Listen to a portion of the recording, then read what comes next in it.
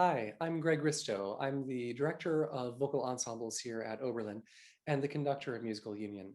As you can imagine, during COVID, singing has to happen a little bit differently.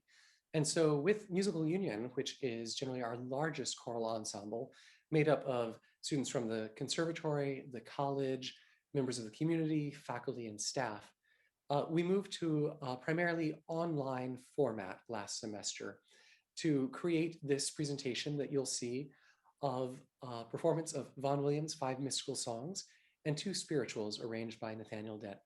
To help let you in on a little bit of how this all worked, I've invited a few singers and our organist for the Vaughan Williams to be with us tonight and just chat about that. So I would just love for each of them to introduce themselves, maybe tell us who you are, where you're from, and what your connection to Oberlin is. Suji, why don't we start with you? Yeah. Hello, my name is Suji Park and I'm from South Korea. I'm first year student at Oberlin Conservatory and major Excellent. in the piano. Awesome. Great. And Nan. I'm Nan Shapiro. I'm currently in one of the suburbs of Washington D.C. I was in class of 1971, so I'm an alum, and I was thrilled to find an invitation to join the Musical Union online. And remind me, where do you live, Nan? Silver Spring, Maryland. Okay, so yeah, we invited people to participate from near and far. Since we were going to be online, why not do it that way? And then finally, Adam.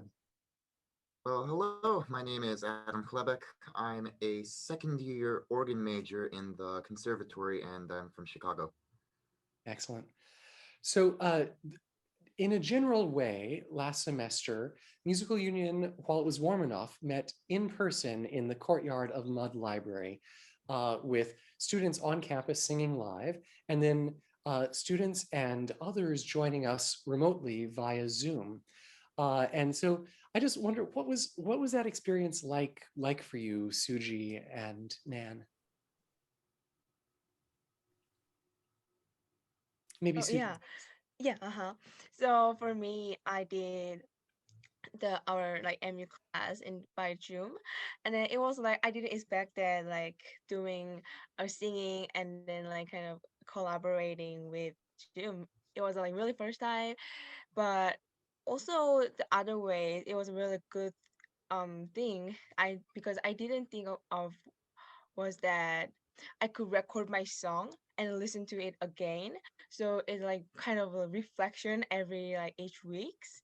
So it was a really good part of our like by Zoom. Yes. Mhm. I have to ask you because your recordings, because I listened to all of the individual recordings, they sounded really good.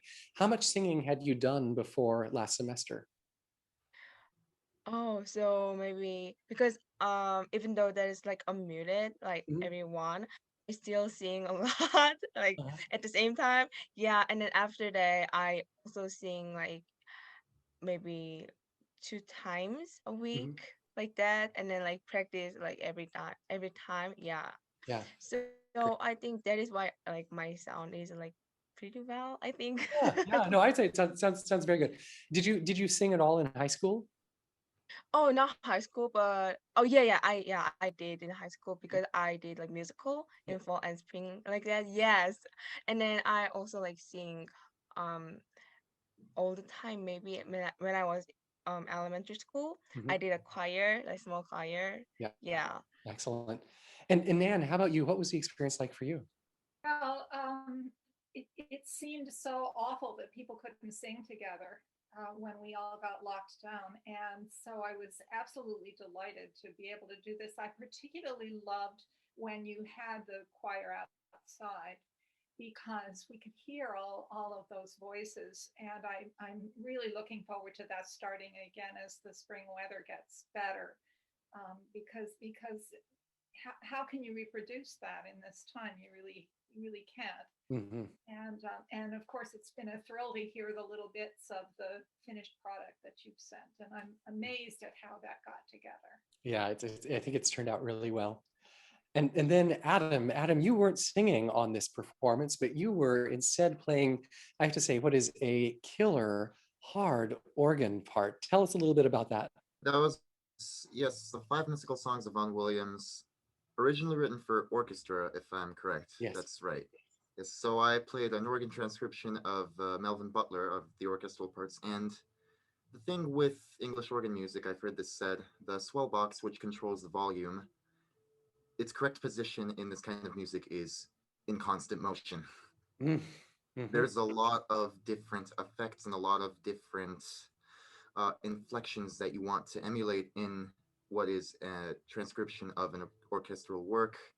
And to do all of this while constantly changing the piston, changing manuals, following the music, following the conductor, focusing on your footwork because the pedals are important.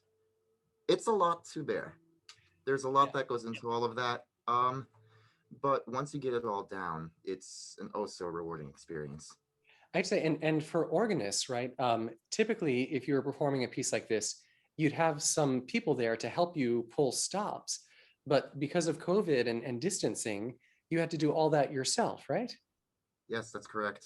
I was not afforded a page turner, unfortunately, which is understandable.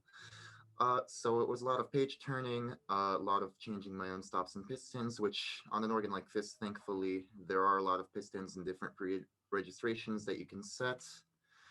For some of the pieces, actually, though, I did not want to turn pages because just there's so many Mhm. and I'm doing so much. I took a poster board and printed out copies of each page that were about this big and stuck them all on Microscopic, yeah. microscopic size. Somehow I could read these. Yeah, I have to tell you, I would not have been able to read them, and you can actually see that a little bit in the final product. There's some wide shots of the organ where you'll see it looks like a giant poster that Adam has, and that's basically all the pages of a movement on one piece of paper there. It's quite impressive. You know, the other And piece of this, the other thing that's wonderful is that we can see his feet. And yes. that's something you would never get to see in a live performance. Yeah, it's great. And especially that last movement, your feet fly. Oh, It's yes. really, that's great. And the other part of this, of course, the Vaughan Williams is for baritone solo, and you'll hear the wonderful Timothy Lefevre, baritone, who is a professor of voice here at Oberlin, singing that part. And it's the kind of thing where there's such intimate communication between the organist and the baritone. And to do that, with our COVID policies, we can't have a singer in the same room singing as someone else. And so we actually have Timothy Lefevre in the stairwell of Finney Chapel. And we set up this complex video monitor, audio monitor system so that Timothy and I could see each other. And so that Adam had a monitor right next to himself so that he could hear Tim and vice versa, so that they could stay together. And it seems like that actually worked fairly well. Adam, did you find you were able to hear Tim and collaborate in that distant way? I could hear him loud and clear. That's sure. He's And to collaborate in that way, it was interesting having to do that. Uh, you think there's this kind of disconnect if you have a singer that's in another room, and to have that like happening simultaneously, where I could also not see him because he was in the stairwell, and I had my monitor focused on you, Professor Risto. Mhm. Having to contend with all of that and like work with it, it was an interesting experience, but somehow, some way, it all came together, and I thought it worked quite well. Yeah. I think it's turned out really beautifully.